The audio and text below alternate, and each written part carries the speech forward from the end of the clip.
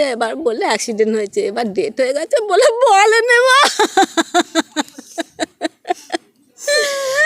রাস্তার পাশ থেকে এক ব্যক্তির রক্তাক্ত দেহ উদ্ধার ঘিরে চাঞ্চল্য আরামবাগের হরিণখোলা এলাকায়।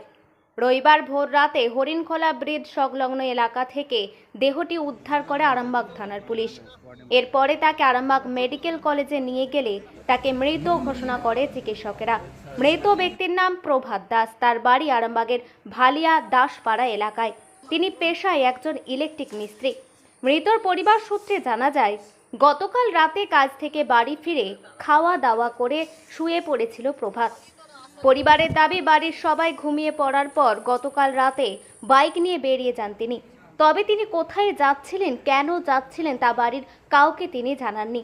এদিন সকালে তারা জানতে পারে তার বাইক দুর্ঘটনায় মৃত্যু হয়েছে।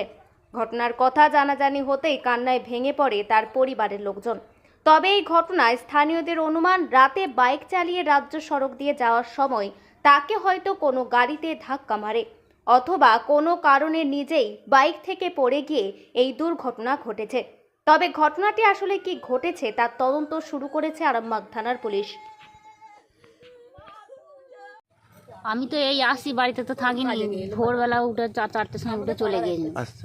4টের সময় চলে গেল, তখন আমাদের 10টা বাজবে। তখন বাড়ি থেকে বেরিয়ে এসে চান খাওয়া করে আর করে শুয়ে আর ঘুম ধরে না বলে উঠে কখন যে উঠে চলে গেছে, আমি ঘুমিয়ে গেছি, আর কখন উঠে চলে গেছে সেইটা আমি জানি। কিছু আমাকে বলেও যায়নি। কোথায় গেছিল বলে না, যে কোথায় যাচ্ছি কি এমন যাচ্ছি এই কি নিয়ে গেছিল?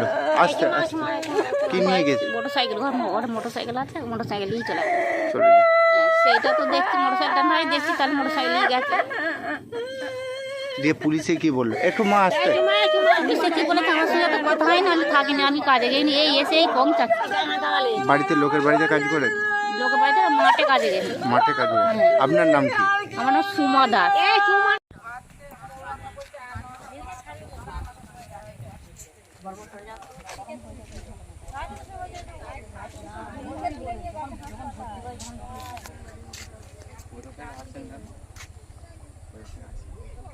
নিউজ থেকেই আসছে।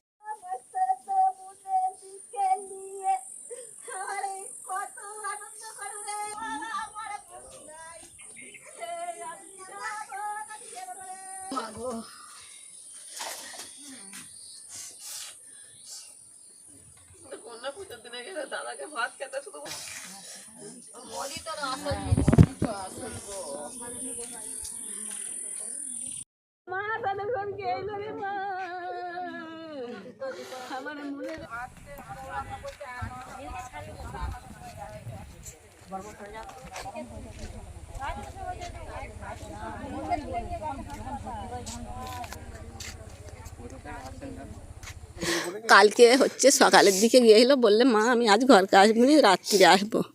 রাত্রি এসছে, লেয়েছে, ভাত খেয়েছে, খেয়ে আমি উঠেছিনু। আমাকে বললে মা তোমাকে উঠতে হবে না, তুমি শুয়ে পড়ো। আমি শুয়ে পড়েছি, বৌমা ভাত দিয়েছে, খেয়েছে, খেয়ে শুয়েছিল। শুয়ে উঠে এবার কখন উঠে জামা প্যান্ট নিয়ে গেছে বাবা আমি জানিনি।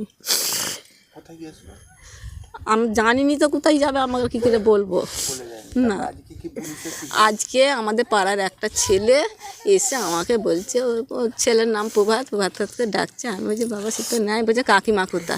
আমি বলছি কাকিমা কাজে গেছে বাদাম কুড়ো না, তা কাকিমাকে ফোন করো না। আমি তার কাছে ফোন নম্বর নাই, অন্য লোকের কাছে আছে।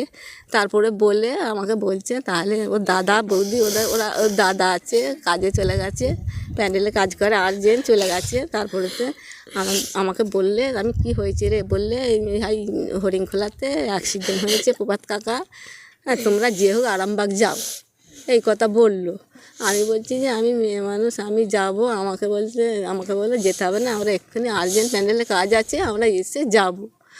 সেই ভেবে এবার বললে অ্যাক্সিডেন্ট হয়েছে, এবার ডেট হয়ে গেছে বলে বলে নেওয়া।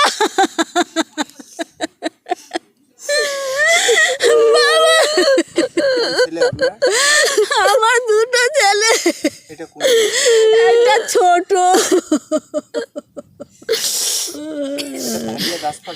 হ্যাঁ ভালিয়া দাসপাড়া।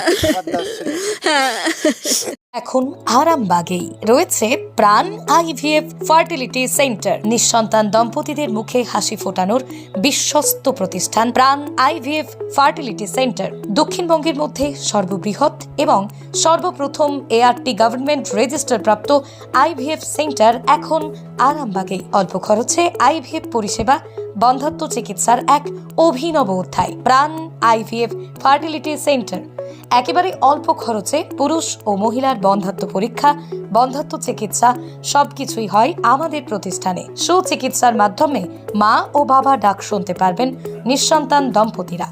তাহলে আর দেরি কেন? আজই যোগাযোগ করুন প্রাণ আইভিএফ ফার্টিলিটি সেন্টারে। ঠিকানা বসন্তপুর, আমতলা, 2 নম্বর রেলগেট, আরামবাগ, হুগলি। যোগাযোগ নম্বর 7865858781 অথবা যোগাযোগ করুন 7908098172 এই নম্বরে।